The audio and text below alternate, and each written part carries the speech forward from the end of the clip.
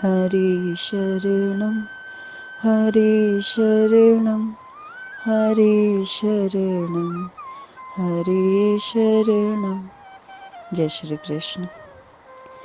नववर्ष की बहुत बहुत शुभकामनाएं। शुरू करते हैं आज का सत्संग।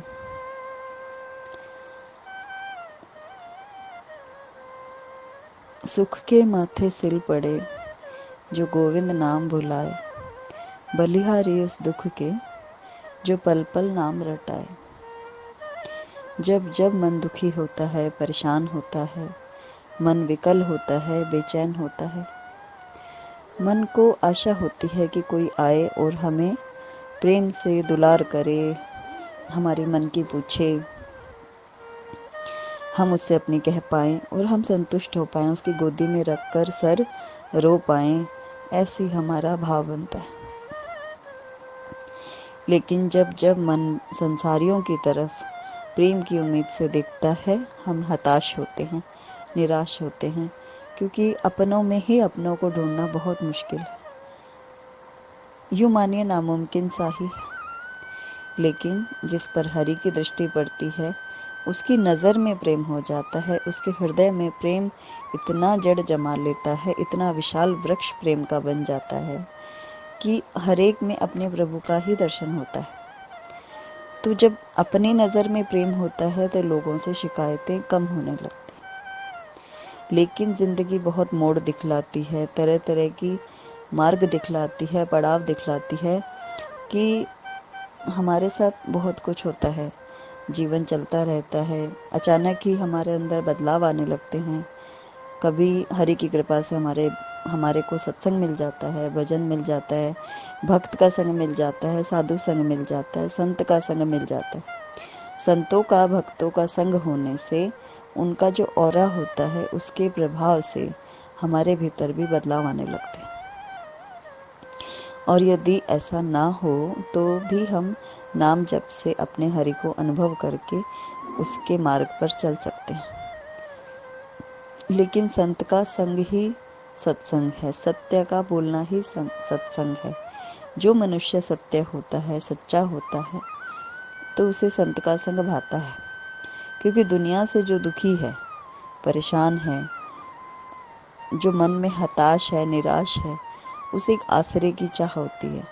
और जैसे ही भगवान के श्री चरणों में वो बैठता है, भगवान के निकट वो बैठता है, उनकी सामीप्य को अनुभव करता है, तो उसे एक प्रेम का अनुभव होता है। एक यूँ लगता है कि परमात्मा ने उसको अपनी गोदी में सुला रखा है और उसके बालों को हल्के हल्के सहला रहे हैं, उसके मस्तक पर अपने वरद हस्त उन्होंने रखे हुए। ऐसा भाव जब हमारा बनता है तो हमारा ओढ़ना, बिछाना का चद्दर, हमारा तकिया, अभी हमें ईश्वर की गोदी ही अनुभव होता है।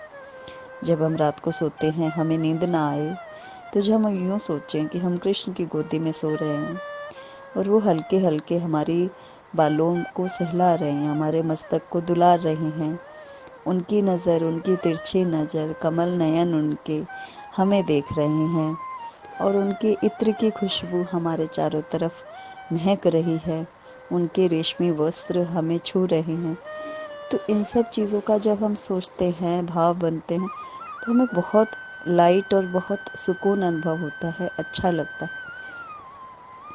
ऐसा मन ही मन भाव करने से ऐसे अनुभव भक्त को होने लगते हैं।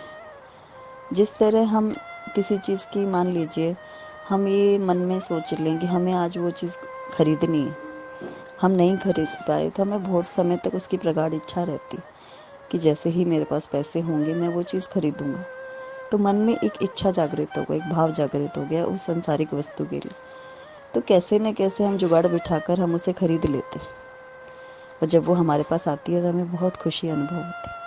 ठीक इसी तरह भक्त की इच्छा होती है, प्रेमी की इच्छा होती है कि वो अपने प्रेमी की गोदी में सोए, उनके उनके स्पर्श को अनुभव करे, उनकी गंध को अनुभव करे, उनकी खुशबू को रूह तक महसूस करे, उनके रेशमी वस्त्रों को अनुभव करे, उनका मुखारविंद का दर्शन करे। जब हम ऐसे भाव करते हैं तो भाव करते करते एक दिन ईश्वर प्रकट हो जाते हैं, उनकी कृपा हमें अनुभव होने लगती है। बात बात में उनकी लीलाएं, बात बात में उनका चिंतन, बात बात में उनका स्पर्श, उनकी मधुरता, उनकी स्निग्धता को हम अपने जीवन में अनुभव करते हैं। ये सब घटनाएं संतों भक्तों के साथ होती रही। एक बार एक सत्संग में सुना कि एक पुजारी थे, बहुत वृद्ध थे। तो वे, ठंड का समय था, एक कृष्ण जी को रज़ाई उड़ाकर जो ही जाने लगे, उनको आवाज़ आई कि मंदिर में बिल्ली है। तो वो, अब मंदिर में, गर्भगृह में बार बार वे स्नान करके प्रवेश करते थे। ठंड का समय था, वापस गए तो उनको भाव बना, उनको ऐसे लगा कि ठाकुर जी कह रहे हैं कि दद्दा इस बिल्ली को हटा दो, मुझे डर लग रहा है। तो उन्होंने बिल्ली को हटाने का भाव करा, बाहर आ गए। वापस उनको आवाज़ आई ठाकुर जी की, यहाँ आओ। वापस वो स्नान किए गए, रजाई सरक गई, वापस कर दो, ठीक कर दो। उन्होंने वापस फिर रजाई ठीक करी, ठाकुर जी को वापस सुलाया। ऐसे करते करते 3 या 4 बार ठाकुर जी ने ऐसे लीलाएं करी। बार बार बुजुर्ग पंडित को बार बार नहाना पड़ा। जब वो 4-5वीं बार गए तो ठाकुर जी को गोदी में बिठा लिया। लल्ला, तुमने कंस को मारा, तुमने बड़े बड़े असुरों को मारा, तुमने पूतना मारी, तब तो है बिल्ली का डर नहीं लगा, तब तुम्हारी रजाई नहीं सरकी, अब तुम मेरे को काहे परेशान कर रहे हो। तो ऐसा सुनते ही ठाकुर जी उनकी गोदी में आके बैठ गए और भक्त और भगवान का मिलन हो गया। भगवान भी तो आतुर हैं भक्त के प्रेम के लिए। उनको दिलार करने लगे कि मैं तुझसे मिलना चाहता था, मैं चाहता हूँ कि तू बार बार मेरे पास रहे, मेरे पास बैठे, मैं तेरी गोदी में बैठूँ, लीलाएं करूँ, तुझे देखूँ। हम जितना प्यार ईश्वर से करते हैं, ईश्वर हमसे उससे अधिक, कई गुना अधिक, करोड़ गुना अधिक ईश्वर हमसे प्रेम करते हैं।